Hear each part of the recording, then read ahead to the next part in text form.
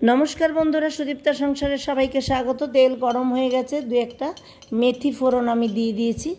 एबार केटे रखा दु तीनटे काँठाल दाना दु आधखाना करे लम्बा करे केटेছি। আপনারা চাইলে গোল করেও মাঝখান দিয়ে দু আধখানা করে কাটতে পারেন। আর বেশি দানা হলে একটু ভাপিয়ে নিলেই হয়, সুবিধা হয় রান্নাটা। যেহেতু একদমই কম তাই আমি আর ভাপাইনি। এবার গোল গোল করে কাটা কাঁকরোল নুন মাখিয়ে দিয়ে দিলাম।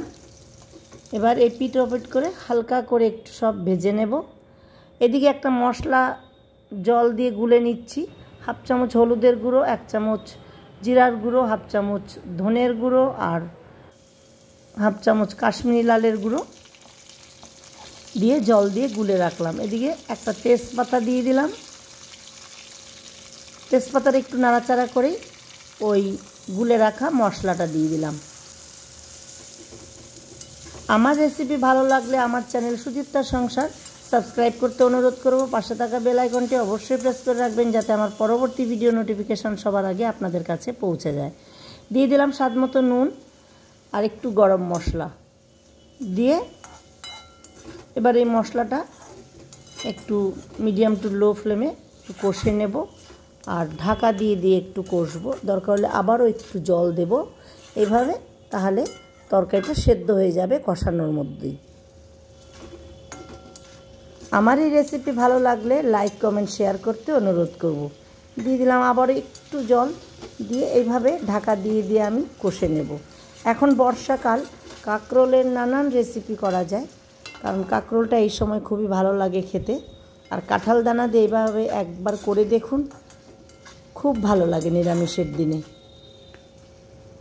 মোটামুটি আমার কষানো হয়ে এসছে, একটু ঢাকা দিয়ে দিয়ে কষছি।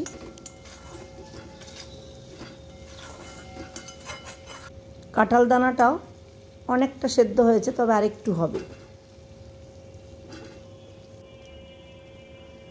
এবার আমি একটু গরম জল দিয়ে ঝোলটা দিয়ে দিলাম।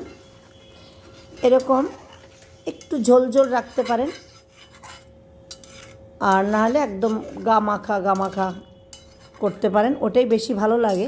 আমি গামাখাই করব।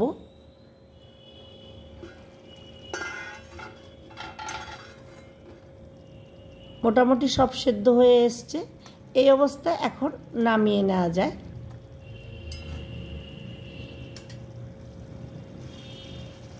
দিয়ে দিলাম একটু স্বাদ মতো চিনি আর কয়েকটা কাঁচা লঙ্কা চেরা। আপনারা শুকনো লঙ্কা দিয়েও রান্নাটা করতে পারেন।